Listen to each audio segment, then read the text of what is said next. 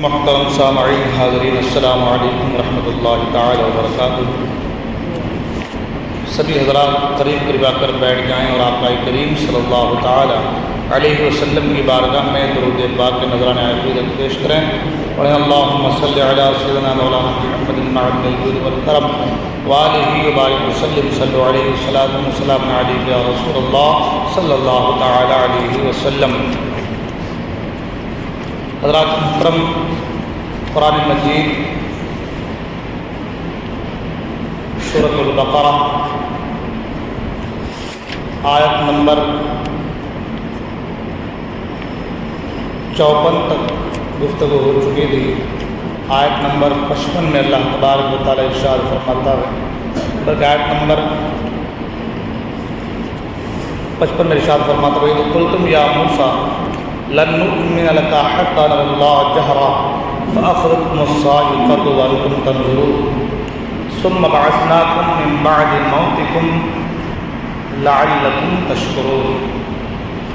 غالباً آیت نمبر 56 پہ ہو چکی ہے۔ آیت نمبر 57، وَظَلَّلْنَا عَلَيْكُمُ الْغَمَامَ وَأَنزَلْنَا عَلَيْكُمُ الْمَنَّ وَالسَّلْوَىٰ كُلُوا مِن طَيِّبَاتِ مَا رَزَقْنَاكُمْ وما ظلمونا ولكن كانوا أنفسهم يظلمون وإذ قلنا ادخلوا هذه القرية فكلوا منها حيث شئتم رغدا وادخلوا الباب سجدا وقولوا حطة نغفر لكم خطاياكم وسنزيد المحسنين۔ فرمایا اور جب ہم نے فرمایا کہ اس بستی میں جاؤ، پھر اس میں جہاں چاہو بے روک ٹوک کھاؤ اور دروازہ میں سجدہ کرتے داخل ہو اور کہو ہمارے گناہ معاف ہوں، ہم تمہاری خطائیں بخش دیں گے اور قریب ہے کہ نیکی والوں کو اور زیادہ دیں۔ وَإِذْ قُلْنَا ادْخُلُوا هَٰذِهِ الْقَرْيَةَ، اور جب ہم نے کہا اس شہر میں داخل ہو جاؤ۔ اس شہر سے بیت المقدس مراد ہے، یا اریحہ جو بیت المقدس کے قریب ہے، جس میں قوم عمالقہ آباد تھے اور وہ اسے خالی کر گئے تھے۔ وہاں غلے میوے بکثرت تھے۔ اس بستی کے دروازے میں داخل ہونے کا فرمایا گیا، اور یہ دروازہ ان کے لیے کعبہ کی طرح تھا، اور اس میں داخل ہونا اور اس کی طرف سجدہ کرنا گناہوں کی معافی کا سبب تھا۔ بنی اسرائیل کو حکم یہ تھا کہ دروازے میں سجدہ کرتے ہوئے داخل ہوں اور زبان سے حطۃ کہتے جائیں۔ حطۃ جو ہے یہ کلمہ استغفار ہے۔ اس سے پہلے جتنی بھی آیتیں گزری ہیں، تمام تر آیتوں میں حضرت موسیٰ علیہ السلام کے جو ماننے والے تھے جو بنی اسرائیل، ان پر اللہ تبارک و تعالیٰ نے جو جو انعامات نازل فرمائے، احسانات کیے، ایک تو ان کا ضمناً استعمال ہوا اور ساتھ ہی ساتھ تفصیلاً بھی اس کا استعمال ہوا کہ کیا کیا نعمتیں اللہ تبارک و تعالیٰ نے بنی اسرائیل کو عطا فرمائی۔ مردوں کو ان کے لیے زندہ فرمایا، ان کے لیے آسمان سے من سلوہ نازل فرمایا، ان کو بکثرت نعمتیں عطا کی۔ یہ ساری چیزیں اللہ تبارک و تعالیٰ نے ان کو دی، اور ساتھ ہی ساتھ فرمایا کہ ہماری دی ہوئی سری چیزوں میں سے تم کھاؤ پیو اور اللہ تبارک و تعالیٰ کی عبادت کرو، ہے نا۔ اب حال یہ کہ اللہ نے فرمایا کہ تم اس شہر میں داخل ہو جاؤ۔ اس شہر سے مراد بعض مفسرین نے بیت المقدس فرمایا، اور بعض مفسرین نے اریحہ بستی کا نام فرمایا کہ جو بیت المقدس کے قریب ہے، جس شہر میں قوم عمالقہ آباد تھے، بسے ہوئے تھے۔ وہ لوگ ان کو خالی کر کے، بستی کو خالی کر کے چلے گئے تھے۔ اللہ نے فرمایا کہ تم جاؤ اس بستی میں اور وہاں جا کر کے آباد ہو جاؤ۔ تو بستی میں جانے کا طریقہ یہ ہونا چاہیے کہ جب تم بستی میں داخل ہو تو سجدہ کرتے ہوئے بستی میں داخل ہو، اور فرمایا کہ حطۃ نغفر لکم، یعنی تم آواز کو استغفار کرتے ہوئے اپنے گناہوں کی معافی کا رب کی بارگاہ میں عاجزی کرتے ہوئے اور سجدہ کرتے ہوئے جو ہے بستی میں داخل ہوئے۔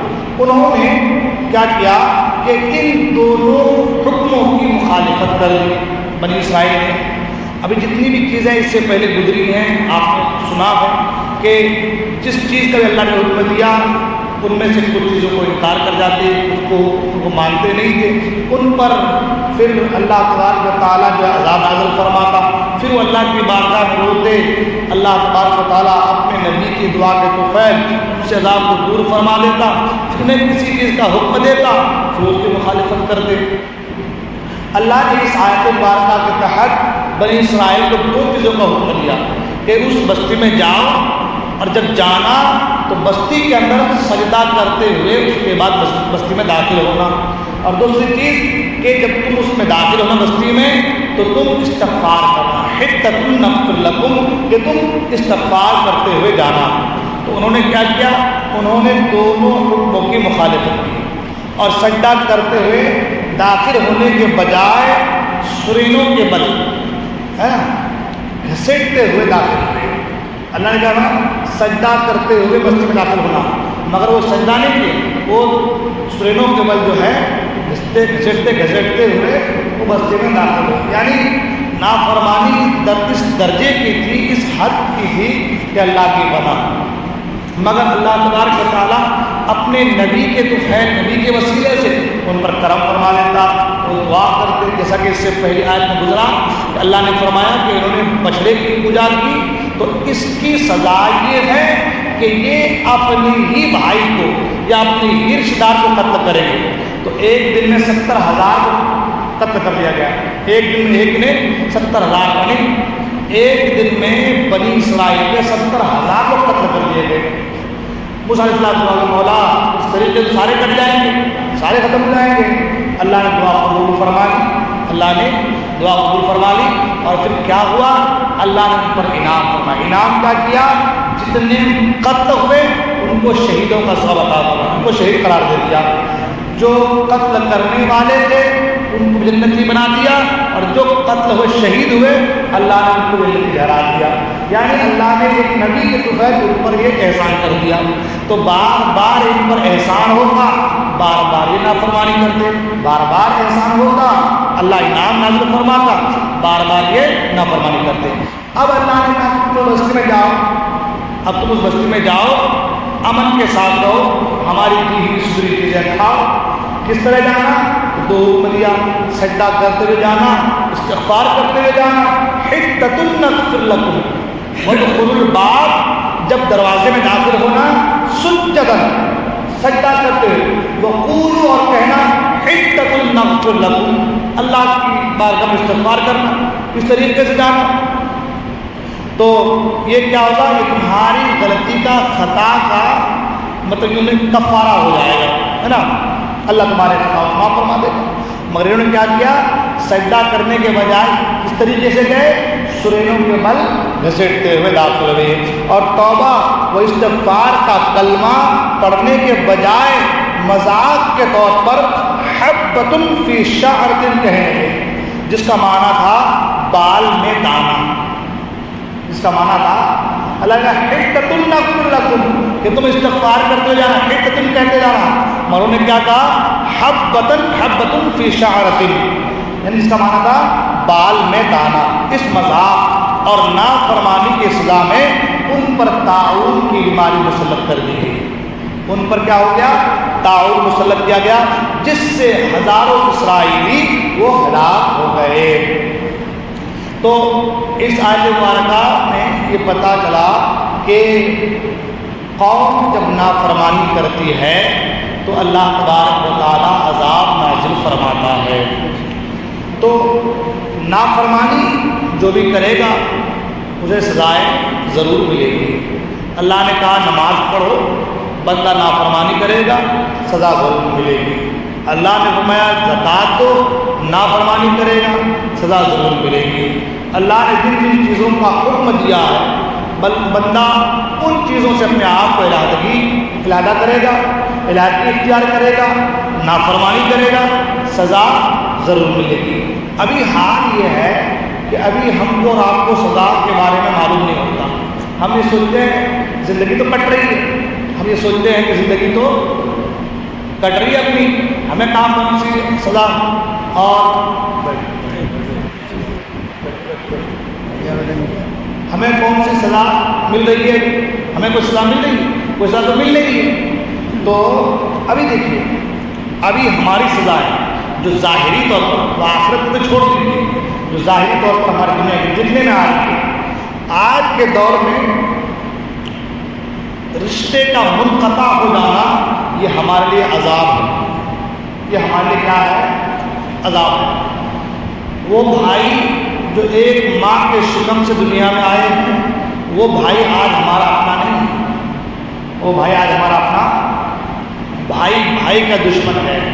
آدمی دنیا میں آیا، خالو ہیں، پھپھو ہیں، ماموں ہیں، چچا ہیں، بھائی ہیں، رشتہ ہیں، اتنے سارے رشتہ دار ہو کر کے بھی وہ تنہا سکڑ کے گھر میں رہ رہا ہے. اب اس کے خالو سے بات بند ہے، ماموں سے بات بند ہے، بھائی سے بات بند ہے، رشتہ دار سے بات بند ہے. یہ ایک طرح کا عذاب، ایک طرح کا کیا ہے؟ عذاب. آدمی پیسہ کما رہا ہے، سکون نہیں ہے، یہ بھی ایک طرح کا عذاب ہے، یہ بھی ایک طرح کا عذاب ہے. آدمی کے پاس روانی ہے، ریل پیل ہے، سارا کچھ ہے، سارا کچھ ہے، مگر ٹینشن اتنا ہے کہ آدمی کبھی کبھی خودکشی کرنے پر آمادہ ہو جاتا ہے. یہ ایک طرح کا عذاب ہے، یہ ایک طرح کا عذاب ہے.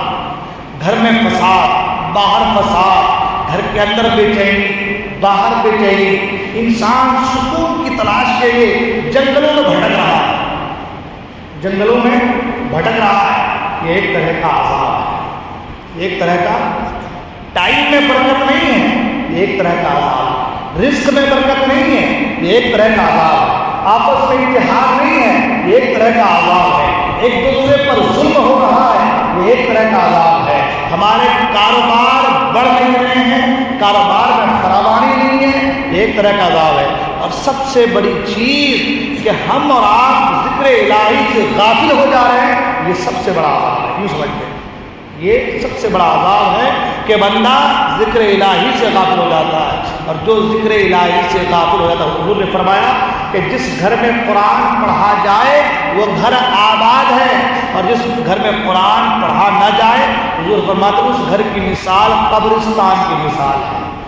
اس گھر یعنی ہم زندہ ہوتے ہوئے بھی ہم مر چکے ہیں، ہمارا ضمیر مر چکا ہے نا. تو یہ ایک طرح کا کیا ہے؟ یہ عذاب ہے.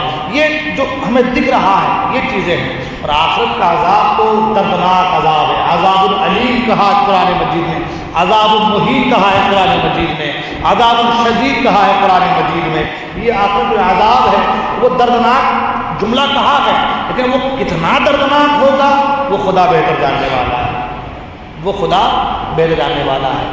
اس لیے نافرمانی خدا سے بچنا ضروری ہے، اللہ کی نافرمانی سے بچنا ضروری ہے. اللہ کے احکام کی پامالی کریں گے، اللہ کے قائم کردہ حدود کو توڑیں گے تو ہم نہ دنیا میں سکون سے رہ سکتے ہیں اور نہ آخرت ہماری بہتر ہو سکتی ہے.